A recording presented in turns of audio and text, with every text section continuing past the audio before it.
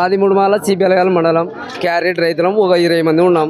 రైతు మార్కెట్కు తీసుకొచ్చుకున్న రైతులం. అయితే ఇక్కడ ఏం జరుగుతుంది, కొంతమంది ఎప్పట్లో బాధ పెట్టి అంతా బంద్ చేపిస్తుంది పొద్దుపోలని. తర్వాత ఏమైంది, మాకు స్థలాలు లేకవే. అసలు 2-3 సంచులు 4 సంచులు బయటకి ఎత్తేసి అల్లోసి వచ్చినాం. బయట అమ్ముకోపోయి అంటారు. స్థలాలు లేక ఇబ్బంది, బాక్సుల మధ్యలో ఆడ ఈడ పెడితే కాళ్ళతో అంటారు. ఇట్లా వచ్చి రావడం చెప్పింది. పండ్ల లైఫ్ ఏంది, అంతా ఏంది, ఎక్కడ చూసినా మాకు అస్సలు ఎక్కడ ప్లేస్ అమ్ముకుని క్యారెట్ మేము ఉల్లిగడ్డలు ఇట్లా నాశనం అవుతాయి. ఇదన్నా ఏదో అమ్ముకుందాం సొంతము తెచ్చుకొని అంటే రాత్రి 9 గంటలకు దింపుకొని 12 వరకు మేము ఆఫీసులో పడుకొని దోమలకి దాంట్లోకి ఉన్నాం. అది మెయిన్ పాయింట్. ఇక్కడ ఏమైందంటే వీటికి వచ్చి కలెక్టర్కి వాళ్ళకి ఇంతకు ముందు కానీ చేసాం చర్యలు విన్నాము. ఇప్పుడు అయినా మాకు పట్టించుకోలేదని గట్టిగా చర్య తీసుకోవాలని మేడం గారిని కోరినాము. అయినా సపోర్ట్ ఇస్తామనింది మేడం. అందుకనే మేము గట్టిగా వచ్చినాము. ఇది మంచిగా పద్ధతి మాకు పాటియాల రైతుకు ఖచ్చితంగా స్థలాలు ఇవ్వాల. ఎక్కడ ఏమి రైతు అంటే హీనత అయిపోయింది. ఇట్లా ఏంది కొనుక్కున్న దారుడే ఒక బిచ్చగాడు అయిపోయింది. ఇక్కడ రైతుకి లేదు పరిస్థితి. ఆడ వాళ్ళే దళారులే ఎక్కువ. ఆడ పెడితే తీరా బాబు అంటారు. అంటే ఆడ ఎత్తుకొని మొత్తుకొని ఏ సార్ అంటే ఆ సార్ పోతే కొంచెం ఆగురా గిట్టు వేస్తా అంటాడు. అక్కడ గంటల కొద్దిగా పాడైపోతుంది సరుకు. ఒక సంచంతం సంచాలకి తర్వాత క్యారెట్ అట్లా అయింది సార్. ఇది మీడియా వాళ్ళు అందరుగా సరే పై వరకైనా తీసుకుపోయి దీన్ని ఖచ్చితంగా నిలబెట్టాలి. రైతు బజార్లో న్యాయం జరగాల. న్యాయం ఖచ్చితంగా జరగాల రైతుకి. నిన్న 2 సంచులు పాటేసినాం నేను స్థలం లేక. పరిస్థితి బాధ మాకు తెలుసు. రాత్రి బాగులు పిల్లలు ఆడపిల్లలు పిల్లలతో చేసుకుని ఉంటే మా బాధ మాకు తెలుసు. ఆడ అసలు కలెక్టర్ గారు ఏం చెప్పినారు, ఈడికి కలిసాలనే వచ్చాం. ఇంతకు ముందుగానే వచ్చినాం. గతంలో చెప్పినాము. అక్కడ ఏమైంది మాము సన్న పిల్లలతోని అక్కడ సిమార్ల పడి ఎక్కడ 30 కిలోమీటర్ల ఒక సంచి 100 రూపాయలు ఇటుకి వేసుకురానిక మా పరిస్థితులు చాలా దారుణం. రైతు ఇది ఆడ క్యారెట్ విషయంలో అయితే 10-15 మంది రైతులు 9 చీకటికి మాకడికి ఉయ్యలకి ఆడే పండుకున్నా ఆఫీసర్లే పెట్టడం. మాకు రైతులకి ఏం ఇదే లేదు, మర్యాదనే లేదు మాకు రైతుల కంటే. కింద పడి పడినా కానీ ఇది అవుతుంది మాకు. అట్లా అయిపోయింది మా బతుకుడు. ఇన్నాళ్ళు అంటే అప్పుడు ఉండే సార్ పడి అప్పుడు చెప్పినా కానీ వాళ్ళు చెవులు వేసుకోలే సార్. సీకేఎం రైతు బజార్లో రైతులకు న్యాయం జరగడం లేదు. దళారులదే రాజ్యం వెళుతుంది. దళారులను ఏర్పరిస్తే రైతులకు న్యాయం జరుగుతుంది. దళారులు కూడా రాజకీయ నాయకుల సపోర్ట్ ఉండడం వల్ల లోపలికి మేము చేసిందే మీరు ఎవరికైనా చెప్పకండి, మేము చెప్పినదే వేదవాకు, మేము చేసినదే వేదవాకు, మీ రైతులు మీరు ఎట్లా అమ్ముకుంటారో కూరగాయలు మేము చూస్తాము. రైతు బజార్ సీఓ సిబ్బంది మీద కూడా దాడులు జరగడం జరుగుతుంది. వినియోగదారులను కూడా కొట్టడం జరుగుతుంది. రైతుకు పండించుకొచ్చిన సరుకుని ఉదయం 11, 12, 1 గంటల లోపల మేము రైతు బజార్కి వచ్చేటప్పుడు మాకు స్టాల్స్ అన్ని క్లోజ్ అయిపోతాయి. వినియోగదారులు రాత్రి పై మార్కెట్లో హోల్సేల్ రేటు తీసుకొచ్చుకొని ఇక్కడ తక్కువ రేటు అక్కడ తెచ్చుకొని ఇక్కడ రైతు బజార్లో ఎక్కువ రేటుకు అమ్ముకోవడము, రైతు బజార్ రేటు కంటే అదనంగా ఎక్కువ రేటుకు అమ్ముకోవడము. కాబట్టి రైతు చాలా నష్టపోతున్నాడు. కాబట్టి మాకు అధికారుల దృష్టికి మీరు మీడియా ద్వారా మీరు అధికారుల దృష్టి తీసుకుపోయి మా రైతులకు న్యాయం చేస్తారని మేము కోరుకుంటున్నాం. మా సరుకు లేపనికే దొమ్ము ఎవరికి అంటున్నారు దళారులు. రైతు బజార్లో సార్ ఉన్నాడు కదా సార్. రైతు బజార్లో అధికారులకు రాజకీయ నాయకుల ఒత్తిళ్ళు ఎక్కువ ఉన్నాయి. పొలిటికల్గా మేము కూడా ఓట్లు వేసినందుకే వాళ్ళు ఎమ్మెల్యేలు అయినారు, ఎంపీలు అయినారు, మంత్రులు అవుతున్నారు, ఎమ్మెల్సీలు అవుతున్నారు, ముఖ్యమంత్రులు అవుతున్నారు. మేమేమి ఉగ్రవాదులం కాదు. రైతులు లేకపోతే సొసైటీ లేదు. మరి కష్టపడి పండించిన రైతుకు న్యాయం జరగకపోతే మళ్ళీ ఎవరికి న్యాయం జరుగుతుంది? మాకు ఎవరు న్యాయం చేస్తారు? మాకు మేము ఎట్లా పండించుకోవాలా? పొద్దున్న లేచిన నుంచి మేము పొలం ఫీల్డ్ మీద ఉంటాము. మళ్ళీ ఇక్కడ వచ్చి నేను భార్యాభర్తలు మేము ఇద్దరం ఉంటాము. నేను ఆడ మా భార్యని పెట్టి నీళ్ళు కట్టి మందులు వేసుకొని ఒక్కరి పని చేసుకోలేదు. నేను కూడా ఇద్దరం కలిసి చేసుకుంటేనే ఏదైనా పంట చేతికి తీసుకోగలుగుతాము. మళ్ళీ అక్కడ నుంచి తీసుకొని ఇక్కడ వచ్చి తీసుకొని మేము రైతు బజార్లో అమ్ముకోవాలని మేము అందులో పట్టి ఇక్కడ దళారుల రాజ్యం అయిపోతుంది. ఆడోళ్ళని ప్లేట్లు తీసుకొని కొట్టడము, కాటలు తీసుకొని గుంజడము ఇవల్ల జరుగుతూ ఉన్నాయి సార్. మాకు అది కొనసాగుతూనే ఉంది. అది వాళ్ళది నడుస్తూనే ఉంది. వాళ్ళకి 23 అంగళ్ళు వాళ్ళ అంగళ్ళు వాళ్ళు నడుస్తున్నాయి. వాళ్ళకి ఒకవేళ రైతు పండించిన సరుకు ఈ సరుకు వస్తుంది తీసుకురాకంటే పొదుపులు తీసుకురావడం లేదు వాళ్ళు.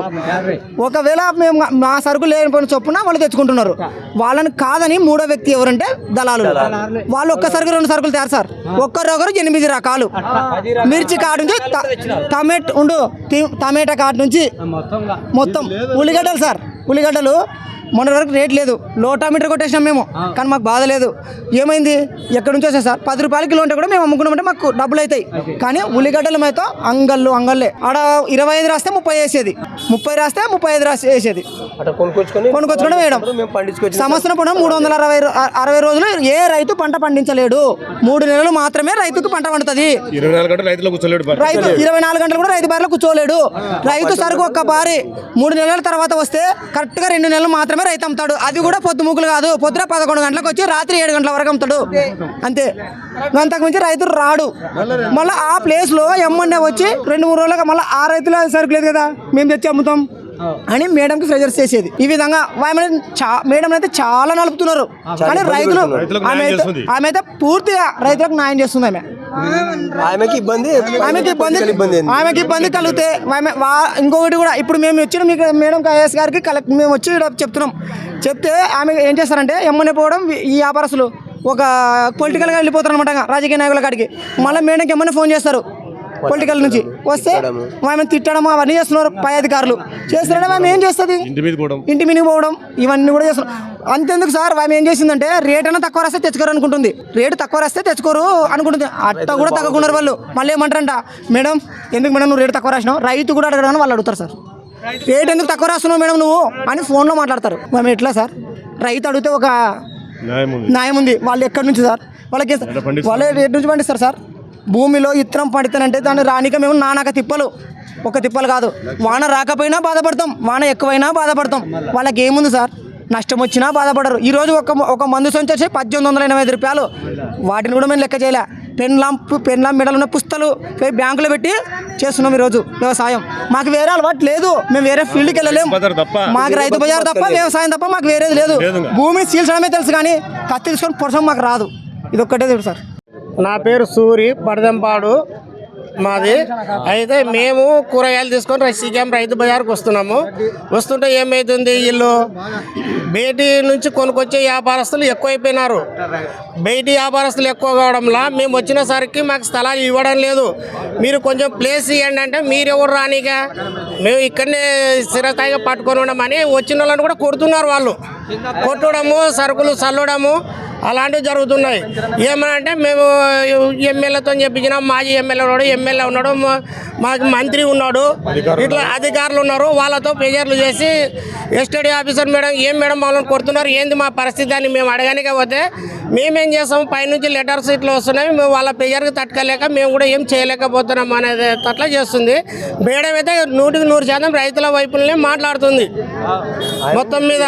అయితే మొత్తం మీద ఇక్కడ బయట రాజకీయ నాయకుల ప్రెజర్లతోనే ఉన్న వాళ్ళతోనే మాకి రైతులకి ఇబ్బంది కలుగుతుంది. అక్కడ వాళ్ళు లేకుండా ఉంటే ఏ రోజు మేము 12 కానీ 1 గంటకు కానీ ఏ టయానికి వచ్చినా మాకు స్థలాలు ఉండేది. అయితే స్థలం మిగిలితే కూడా కొంచెం కూరగాయలు మిగిలితే కూడా ఇవన్నీ మీరు తీసుకొని మీరు అమ్ముకోండి అని పక్కల రైతుకి ఇచ్చిపోయే వాళ్ళము. ఇప్పుడు అలాంటి పరిస్థితి లేదు. కంటిన్యూగా 360 రోజులు వాళ్ళే వ్యాపారస్తులే ఉన్నారు. రైతులకు ఎలాంటి సౌకర్యం లేదు, అక్కడ రైతులకి ఇవ్వడం లేదు. ఏమన్నంటే కొడుతున్నారు, గిన్నెలు తీసుకొని కొడుతున్నారు. మేము పోయి మళ్ళీ పోలీస్ స్టేషన్లో కూడా కంప్లైంట్ ఇచ్చినాము. అక్కడ నుంచి కూడా ఏం లేదు. ఇంకోసారి కూడా వచ్చి కలెక్టర్ కాడికి ఇచ్చినాం, మా పరిస్థితులు ఇది ఉండవంటే బేడం కాడికి లెటర్ పంపిస్తున్నారు. వాళ్ళు ఏం చేస్తున్నారు, పై వాళ్ళ ప్రెజర్లు ఉన్నాయి, మేము ఏం చేయగలుగుతాము, మీకైతే రైతులకు న్యాయం చేయడానికి ఉండమని ఎస్టేట్ ఆఫీసర్ కానీ సెక్యూరిటీ గార్డు కానీ చెప్తున్నారు. అయినా వాళ్ళతోనే అవడం లేదు. అవసరమైతే వాళ్ళు బయటకు వచ్చినాక వాళ్ళని కూడా తననికి రెడీ అయినారు వ్యాపారస్తులు. రైతులకు న్యాయం జరుగుతలేదు సార్. ఎటువంటి న్యాయం, ఒక % కూడా న్యాయం జరుగుతలేదు. అంత అన్యాయం జరుగుతుంది. దళారులకు పోతుంది. రైతుల కానించి 8 రూపాయలు టమాటాలు కొంటే దళారులు 16 రూపాయలు అమ్ముకుంటున్నారు. అంటే సగానికి సగం రేటు ఎక్కువ అమ్ముకుంటున్నారు. అంటే మీరు టమాటా పళ్ళు అమ్మడం మీరు అమ్ముతున్నారు కదా దళారులకి. అంటే మేము కొంతమంది బయట స్థలాలు లేక మేము ఇచ్చేస్తున్నాము. ఇక్కడ రైతు బజార్లో స్థలాలు ఇవ్వడం లేక ఇంకా స్థలం లేనప్పుడు ఏం చేస్తారు రైతు, ఇంకా ఏడుకోడికి పోసిపోదాం, పండించిన సరుకు ఆగమైపోతుంది మా చేతిలో అని ఇచ్చేస్తున్నాం. రైతులకు స్థలం లేనప్పుడు బయట అమ్మిపోతున్నారు సార్. రైతులు అంతమంది ఉంటారు కదా, వాళ్ళని తిరిగి కొట్టొచ్చు కదా. అంటే మేము కొట్టలేము సార్. రైతులు మేము పొలంలో చేసుకోవాలన్నా వాళ్ళ దగ్గర గొడవకు దిగాలన్నా మేము దిగలేము సార్. రైతు అనేవాడు కొట్లాడలేడు. కొట్లానికి చేత కాదు రైతుకు. పోలీస్ కంప్లైంట్ ఇచ్చారా? ఇచ్చినాం సార్. డిపార్ట్మెంట్ వచ్చి రైతులకు న్యాయం చేసానిది మళ్ళీ కూర్చోబెట్టినారు. 2 రోజులు 3 రోజులు అమ్ముకునే రైతులు 4వ రోజుకు దళారులు దిగినారు. మళ్ళీ వెంటనే దిగి మామూలు వాళ్ళు చేస్తున్నారు. చేసాం, రైతులకు న్యాయం చేస్తామని చెప్పినారు సార్. సిఎస్ సార్ అందరు చెప్పినారు, ఎస్పీ సార్ కూడా చెప్పినారు, అందరు చెప్పినారు. రైతులకు న్యాయం చేసి కూడా పోయినారు. పోతే కూడా వీళ్ళు దళారులు వాళ్ళను కూడా లెక్క చేయకుండా మళ్ళీ వాళ్ళ కంటిన్యూగా అయిపోయినారు. సార్ అర్జీ చేయడానికి వచ్చినాం, మా బాధలు చెప్పుకోవడానికి వచ్చేసినాం సార్.